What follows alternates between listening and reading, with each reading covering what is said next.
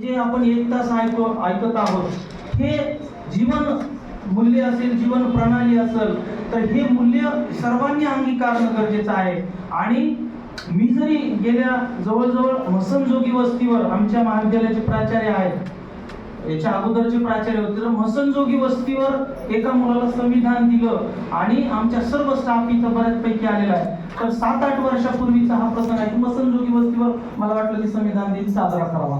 असे असंख्य प्रकल्प माझ्या डोक्यात आले आणि ते करत असताना मग ही जीवन प्रणाली, जशी लोकशाही जीवन प्रणाली आहे तशी संविधान कल्चर, संविधान संस्कृती ही रुजली पाहिजे. आता संस्कृती म्हणलं की आपण एखाद्या धर्माची फिलॉसॉफी संस्कृती, तसा ह्या ग्रंथाचे मूल्य हे आपल्या जीवनामध्ये आले पाहिजे. मग संविधानिक राष्ट्रवाद असेल, मी ओझरचा उल्लेख करेल कारण हनीसोन कांबळे सर हे संविधान राज्यशास्त्राचे प्रमुख आहेत MGM मध्ये, ते बऱ्यापैकी याच्यावर तुम्हाला विश्लेषणात्मक होतील. मी 3 शब्द सांगून फक्त मी माझं मनोगत संपणार. संविधान साक्षरता, संविधान संस्कृती, संविधानिक राष्ट्रवाद अशा पद्धतीच्या कन्सेप्टनं मला वाटते की मी पुढे आज हे नगभर काम आहे. हे पुस्तक म्हणजे मी म्हणतो की नगभर काम, याच्यामध्ये म्हणजे एकटाच नाही करू शकत. आमच्यासारखे मित्र कंपनीचे प्राध्यापक आहेत, हे वेगवेगळ्या अंगाने काम करतात. माझ्या एकट्याच्याने ही जीवनभर जरी करत असलो तरी संविधानाचा अभ्यास संपू शकत नाही. म्हणून संविधानाच्या एक मूल्यावर प्रत्येकाने काम करण्याची गरज आहे. प्रत्येकाचं एक मूल्य घेऊन म्हणजे खूप काम आहे.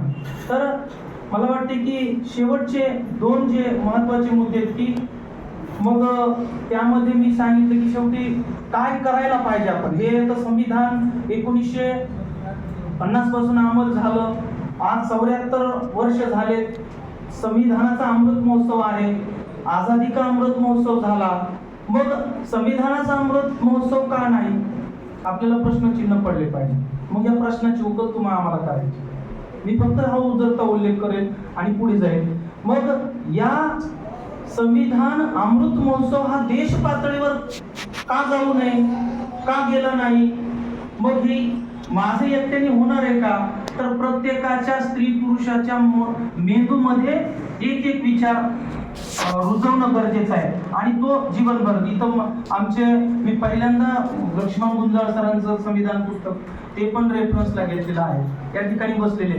त्यांचं सुद्धा बऱ्यापैकी बीड जिल्ह्यामध्ये काम आहे. म्हणजे 1 आणि 2 माणसांनी हे करणं हे नाही, तर प्रत्येकाच्या डोक्यात एक जसं की बाबासाहेब आंबेडकरांना सगळे विषय होते. मग मला स्फुरलं की पॉलिटिकल थॉट आहेत, इकॉनॉमिकल थॉट आहेत, ॲग्रिकल्चरल थॉट आहेत, मग ॲडमिनिस्ट्रेटिव्ह थॉट कुठं आहे, प्रशासकीय विचार बाबासाहेबांचे कुठे आहे.